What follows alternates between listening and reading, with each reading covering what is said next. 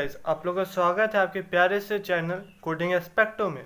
तो last class में हम लोगों ने कुछ कुछ बेसिक टर्म्स के बारे में डिस्कस किया था। बहुत सारी चीज़ें थे जैसे आइडेंटिफायर, कीवर्ड्स, वेरिएबल्स, कमेंट्स और ब्लैंक लाइन। इनके बारे में हम लोगों ने लास्ट क्लास में डिस्कस कर लिया था, है ना। तो कमेंट्स में ना मैंने सिंगल लाइन कमेंट बताया था, एक मल्टीपल लाइन कमेंट भी होता है, ठीक है। वो मैं आज के क्लास के एंड में या फिर बीच में कहीं भी बता दूंगा, ठीक है। तो देखते रहना। और आज का क्लास स्टार्ट करने के पहले एक प्यारी सी line, I am not a great programmer, I am just a good programmer with great habits. तो हमेशा ये ज़रूरी नहीं होता कि आप बहुत बड़े प्रोग्रामर हो, बस ये ज़रूरी होता है कि आप अच्छे प्रोग्रामर हो और आप लोग का हैबिट कितना अच्छा है, आप क्या डेली प्रैक्टिस कर पा रहे हो, बस वही आपको डिफाइन करता है, ठीक है।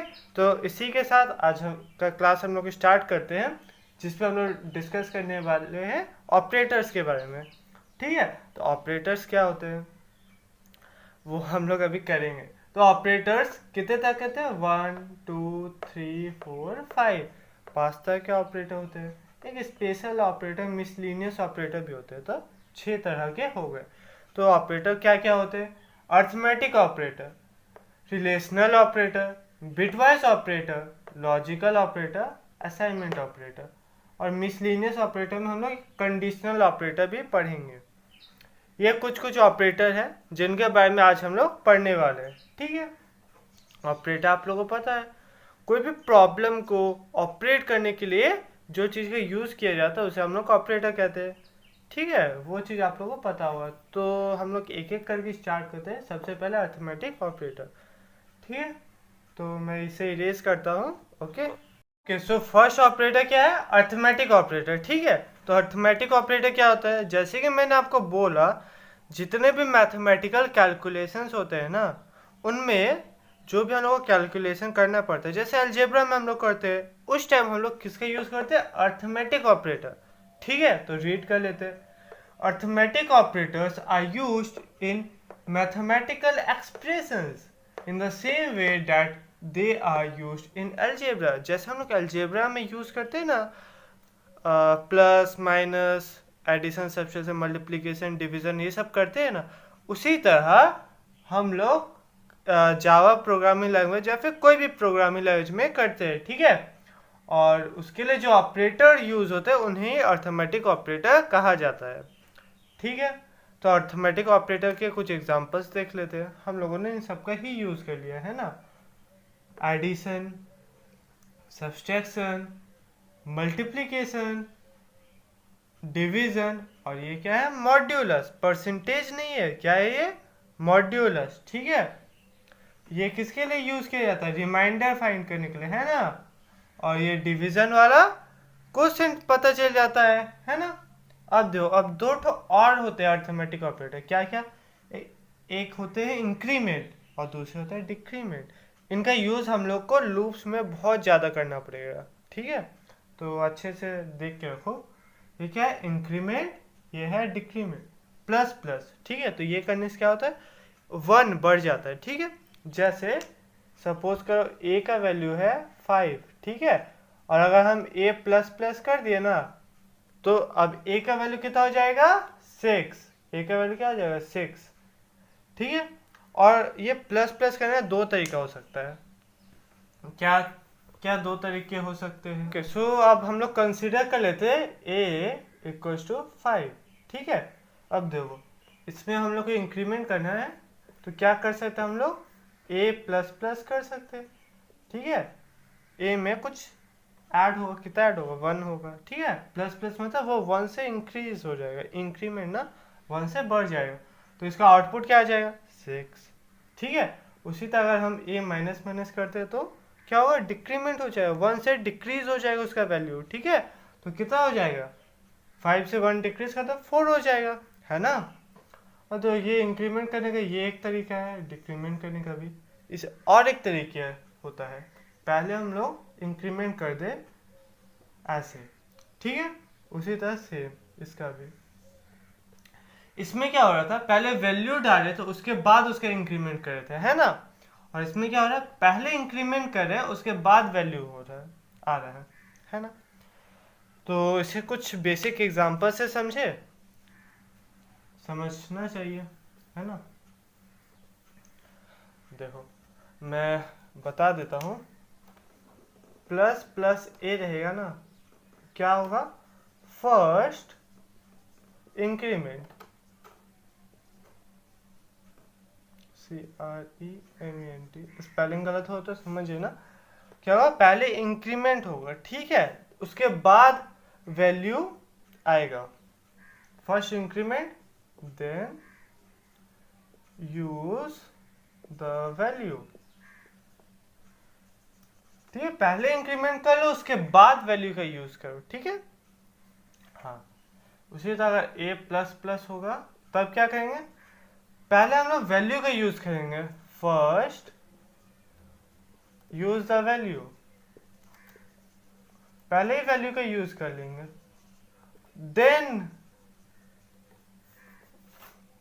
देन इंक्रीमेंट, है ना, उसके बाद इंक्रीमेंट करेंगे। सेम केस डिक्रीमेंट के साथ भी होता है, ठीक है, समझ में आई। अब क्वेश्चंस देखते हैं, क्वेश्चन से तो इम्पोर्टेंट होते हैं, है ना, है ना। तो पहले बेसिक अलजेब्रा के कुछ क्वेश्चंस देख लेते हैं, फिर इंक्रीमेंट डिक्रीमेंट के देखेंगे, ठीक है। आप लोगों को कुछ क्वेश्चंस दिया है, लेट्स से ले लेते हैं, a is equal to X minus Y by two, कुछ ऐसे एक्सप्रेशन दिया है, ठीक है। अब हम इसे कैसे लिखे, जावा में कैसे लिखे इसे, आप बनाओ अपने कॉपी में, v is equal to u, क्या होता है, v is equal to U T plus, नहीं, u प्लस ए टी, क्या होता है, v is equal to U plus A T होता है ना, इसे लिखिए, इसे कैसे होगा, ठीक है, बनिए अपने कॉपी में बनिए। उसके बाद s is equal to U T plus half A T square, इसे भी बनाइए, ठीक है। A is equal to v square minus u square upon 2s, इन सबको जावा में करना है, ठीक है, ये आप लोग का 4 क्वेश्चन है। तो कैसे करें, इसे कैसे लिखें, तो नंबर दे देता है ना, 1 इधर हो जाएगा 2, इधर हो जाएगा 3 और ये हो जाएगा 4, ठीक है, नंबर 4। तो इसे कैसे बनाएं, तो फर्स्ट वाला बनाएंगे तब कैसे होगा, a इक्वल टू क्या होगा, a minus Y, sorry x minus Y by 2, है ना, ऐसा ही कुछ है। तब हम लोग क्या करेंगे, पैरेंथेसिस के अंदर लेंगे, क्या करेंगे, पैरेंथेसिस के अंदर x माइनस वाई बाई तो ऐसा नहीं होता, ऐसा होता है ना, कैसा होता है, ऐसा बाई 2, ये सब हम लोगों ने किया है। v is equal to U plus A T, कीजिए, ये भी कीजिए, ठीक है। नंबर 2 कैसे आएगा, v इज इक्वल टू क्या हो जाएगा, u plus a into T, कुछ ऐसा होगा, बहुत ही बेसिक सा, है ना, समझ में आ रहा होगा। अब s equal to U T plus half A T square, इसे भी कीजिए, क्या होगा, s is equal to U, है ना, इंटू टी, ऐसा ही होगा, plus half into A into T square, है ना, तो टी स्क्वायर तो ऐसे हम लोग नहीं कर सकते, क्या करेंगे, टी इंटू टी करेंगे, ठीक है, ठीक है।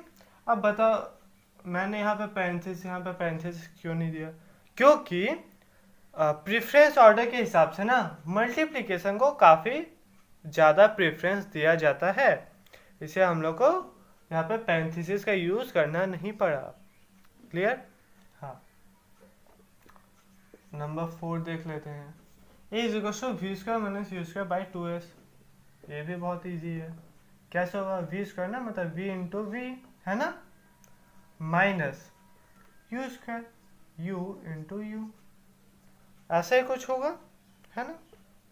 उसके बाद क्या, बाई 2s, मतलब इसको पूरा को पैरेंथेसिस के अंदर बाई 2 इंटू एस, कुछ ऐसा आएगा।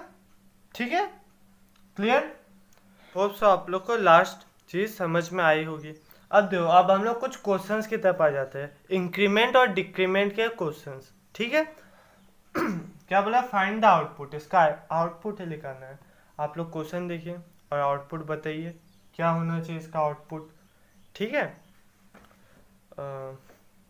देखिए क्या है, ये सब तो ठीक है। इंट y का वैल्यू क्या दे दे, 5। ठीक है, और x क्या बोला, y प्लस प्लस, तो इंक्रीमेंट हो रहा है, x में क्या जाएगा, इंक्रीमेंट करने के बाद वाला वैल्यू जाएगा या फिर y वाला वैल्यू चला जाएगा।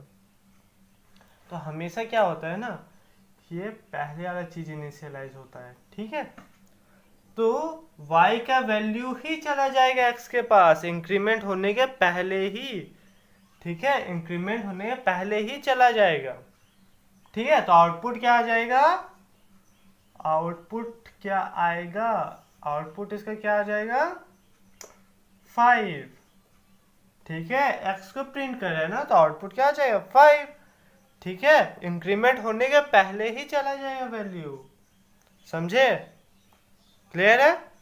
अब देखो, अब क्या किया, क्वेश्चंस में को चेंज कर दिया, क्या चेंज किया बताइए बताइए, पहले इंक्रीमेंट कर दिया। ठीक है, पहले इंक्रीमेंट किया ऐसे, फिर y दे दिया। अब आपसे x का वैल्यू पूछा है, तो अब क्या हो जाएगा, ठीक है, तो चाहिए प्लस प्लस y, ऐसा कुछ दे दिया।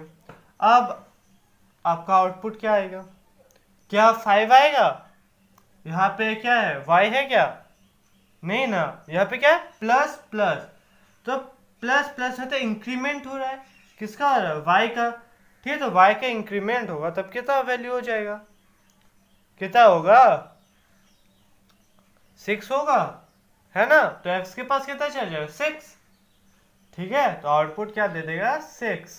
ठीक है, ठीक।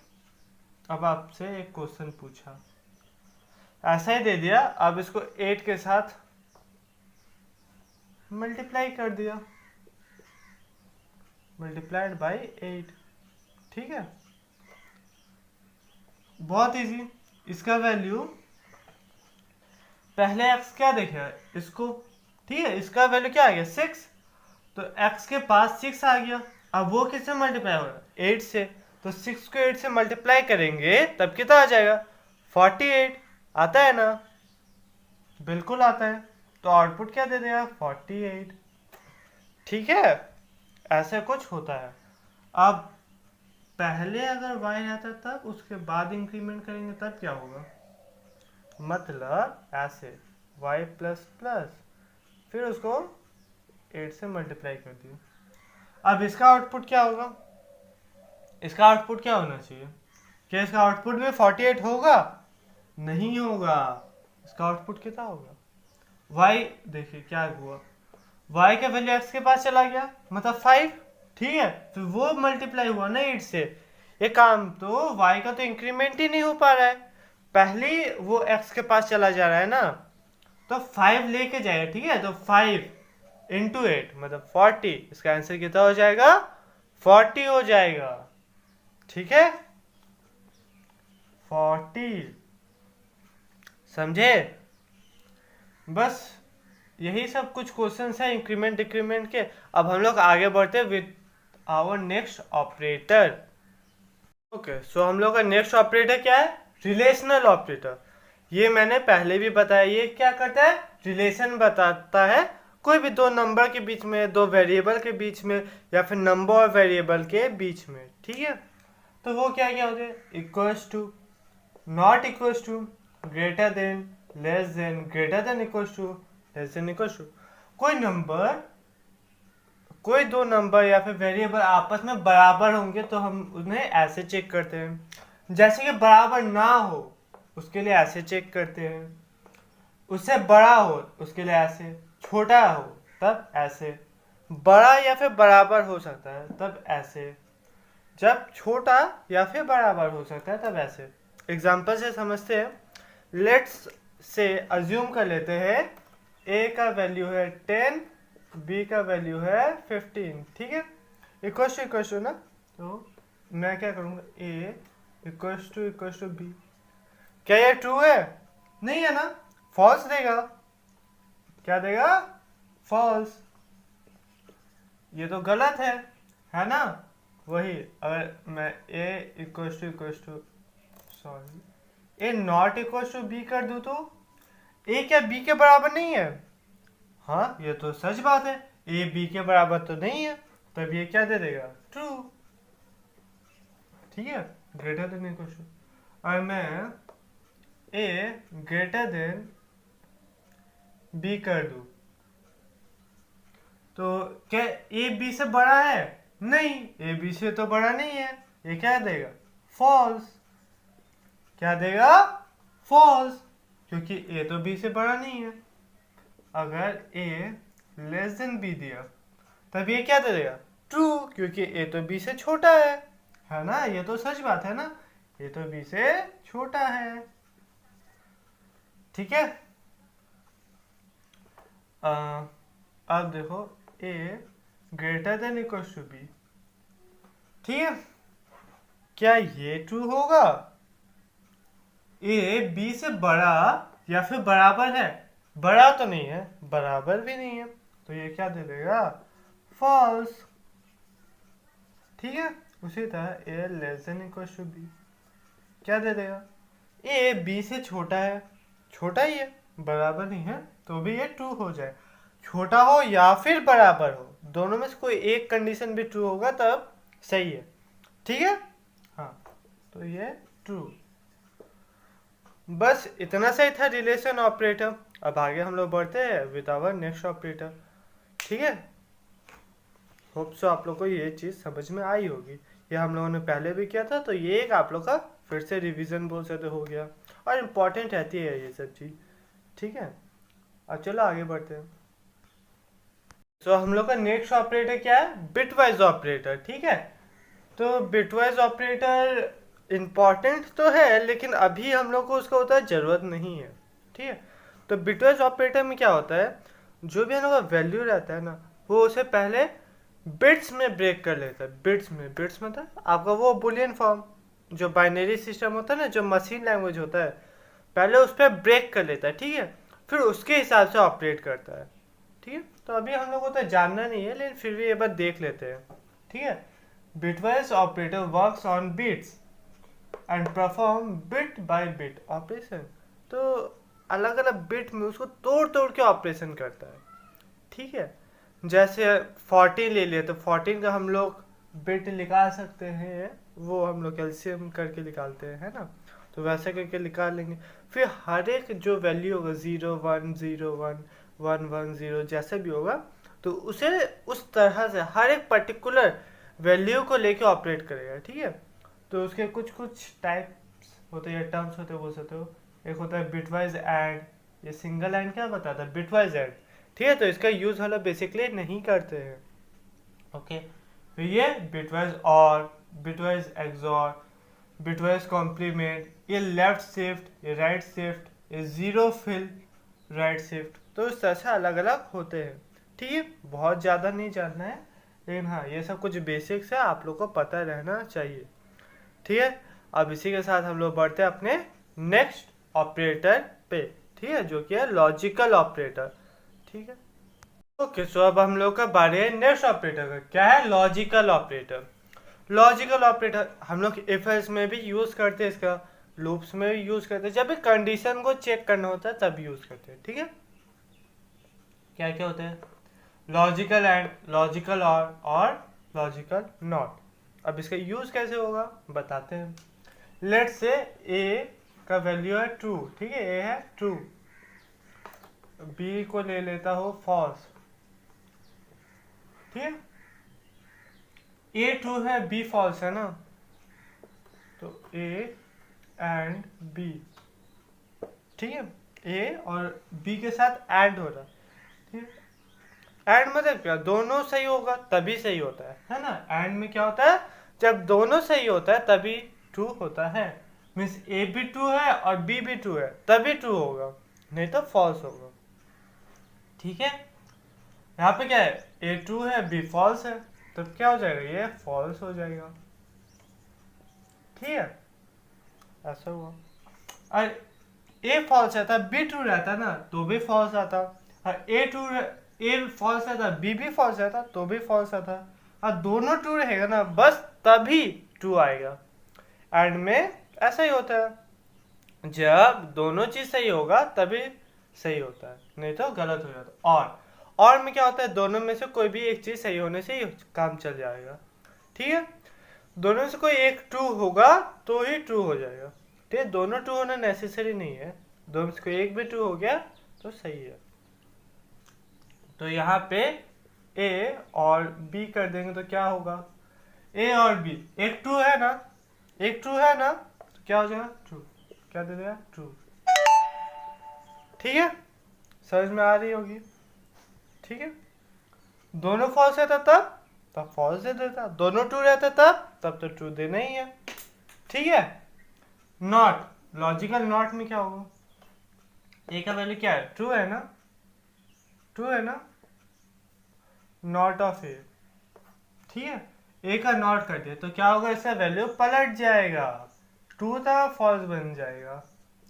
ठीक है, वैल्यू पलट गया, ट्रू था फॉल्स बन गया। ठीक है, अब हम लोग इसका यूज इफ एल्स में भी करते हैं, जब हम लोग को बताना रहता है, जैसे कि अगर ए का वैल्यू 2 है एंड बी का वैल्यू 6 है तब ये करना है ना, वैसा चीज होता है।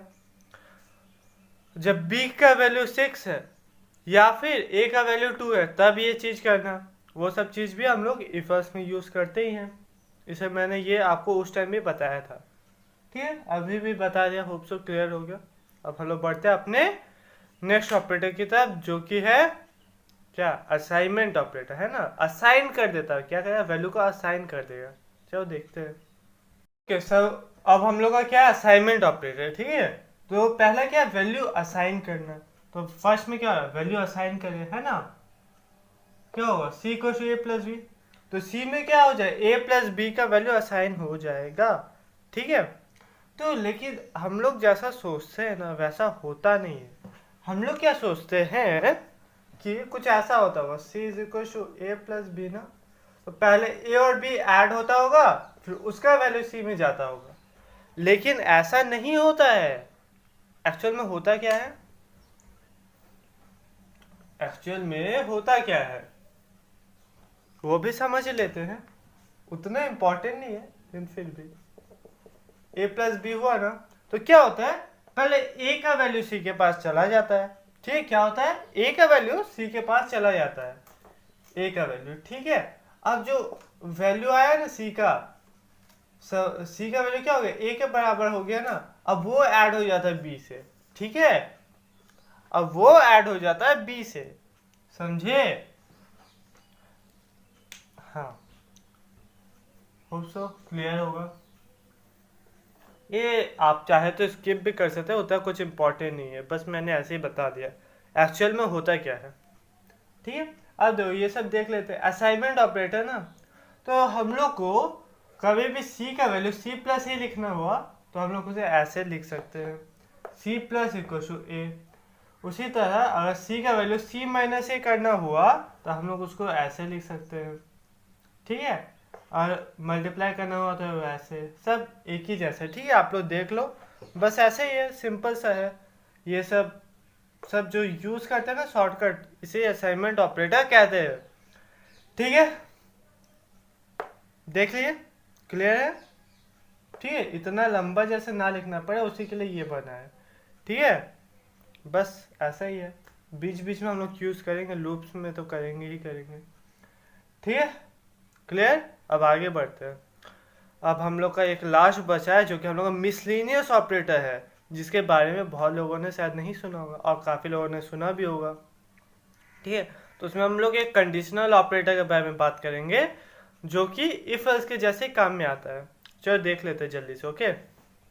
ओके सो हम लोग का लास्ट एक मिसलेनियस ऑपरेटर है, क्या है, कंडीशनल ऑपरेटर। ठीक है, तो और होते हैं एक दो, लेकिन वो अभी के लिए हम लोग को नीडेड नहीं है, ठीक है, तो उसे मैं स्किप कर रहा हूँ, कोई फ़ायदा नहीं उन्हें करके, ठीक है। अभी के लिए जो इम्पोर्टेंट है वही, ठीक है, वो अभी पढ़ेंगे हम लोग को समझ में नहीं आएगा कुछ, वो आगे होगा, ठीक है, जब डेटा स्ट्रक्चर एंड एल्गोरिदम्स के तब जाए ना उस टाइम में होगा, ठीक है।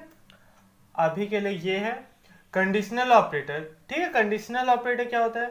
Conditional operator is also known as ternary operator. Conditional operator को क्या बोला जाता है? टर्नरी ऑपरेटर भी बोला जाता है, ठीक है। This operator consist of 3 operands and used to evaluate Boolean expressions. तो इसमें 3 तो ऑपरेंड रहता है, क्या क्या? एक तो कोई भी वेरिएबल रहेगा और फिर वो डिसाइड करना पड़ेगा वो ट्रू है या फॉल्स है, जैसे हम लोग इफ एल्स में करते हैं ना, बिल्कुल वैसे ही, ठीक है। अभी हम लोग करेंगे with example. The goal of the operator is to decide which value should be assign to the variable. इसका मेन गोल क्या है? वेरिएबल को कौन सा वैल्यू दिया जाए, कौन सा वैल्यू दिया जाए। ट्रू होगा तो कुछ और वैल्यू, फॉल्स होगा तो कुछ और वैल्यू, है ना। तो कौन सा वैल्यू दिया जाए वो इसका मेन गोल रहता है, ठीक है। क्लियर होगा? अब आगे चलते हैं, इसका सिंटेक्स देख लेते हैं और एक एग्जांपल कर लेते हैं, ठीक है। उसके बाद हम लोग बाइंड अप करेंगे। ओके गाइस, सो अब देख लीजिए इसका सिंटेक्स क्या होता है। कंडीशनल ऑपरेटर का क्या होता है? कोई भी वेरिएबल हम ले लेंगे, लेट्स से एक्स, ठीक है। फिर उसके लिए जो कंडीशन लिखना है वो लिखेंगे, ठीक है। एक्सप्रेशन मतलब जो कंडीशन हम लोग को लिखना है वो, ठीक है। फिर ऐसे क्वेश्चन मार्क का साइन देंगे, फिर देखेंगे जो वैल्यू ट्रू है वो लिखेंगे, फिर जो फॉल्स वाला वैल्यू है वो लिखेंगे, ठीक है। और इस पर सेमीकोलन लगता है, ठीक है। एक एग्जांपल, जैसे ए का वैल्यू क्या है? 10 ले लिए, ठीक है, और बी ऐसे इनिशियलाइज कर लिए यहाँ पर, तो B is equal to A equal to 1। क्या ये वैल्यू ट्रू है? ए क्या 1 के बराबर है? नहीं है ना। तो क्या करेगा? फॉल्स वाला प्रिंट करवाएगा। कौन सा प्रिंट करवाएगा? फॉल्स वाला। फॉल्स में क्या बताया गया, क्या प्रिंट करवाने बोला? 30, ठीक है। तो अगर हम बी को प्रिंट करवाते हैं तब क्या प्रिंट हो जाएगा? 30, ठीक है, क्योंकि कंडीशन तो फॉल्स है, तो फॉल्स वाला प्रिंट करेगा। तो इसका आउटपुट क्या आ जाएगा? क्या आ जाएगा? 30 आ जाएगा ना, है ना। अगर देखो हम यहाँ पे 1 का जगह 10 कर देते तब इसका आउटपुट क्या आता है? 30 आता है क्या? नहीं आता। क्या आता है? आप तो ट्रू हो जा रहा है, ट्रू होने पे क्या आएगा? 20। क्या आ रहा है? 20। तब आउटपुट क्या जाता है? 20, ठीक है। होप सो आप लोगों को क्लियर होगी। और ठीक है, ऑपरेटर इसी के साथ ख़त्म होता है, और मुझे नहीं लगता कि इससे अच्छा कहीं पे भी आपको एक्सप्लेन किया गया होगा, ठीक है। तो आप लोग को सब समझ में आया होगा, है ना। तो ऐसे ही खुश रहिए, प्रसन्न रहिए और पढ़ाई करते रहिए। और ऐसा नहीं हो कि आप लोग देख के बहुत घबरा जा रहे हो, है ना। मैं नेक्स्ट वीडियो में इसके बारे में भी थोड़ा डिस्कस करूँगा। आप लोग का हो सकता है एरर आ रहा होगा, प्रोग्राम बहुत अच्छे से नहीं बन रहा होगा, तब क्या करें, क्या माइंडसेट रहना चाहिए, तो वो सब नेक्स्ट वीडियो में डिस्कस करूँगा। आज का वीडियो ऐसे ही बहुत लंबा हो चुका है, तो हम लोग यहीं पर ख़त्म करते हैं, ठीक है। होप से आप लोगों को समझ में आया होगा, और इसी तरह चैनल को भी लाइक करते रहिए, सब्सक्राइब करते रहिए, है ना। वीडियो को लाइक कीजिए, प्लेलिस्ट को एक्सेस कर लीजिए, आप वहाँ से सारा लेक्चर्स देख सकते हो, ठीक है। ओके, सो थैंक यू, फिर मिलते हैं विद आवर नेक्स्ट लेक्चर।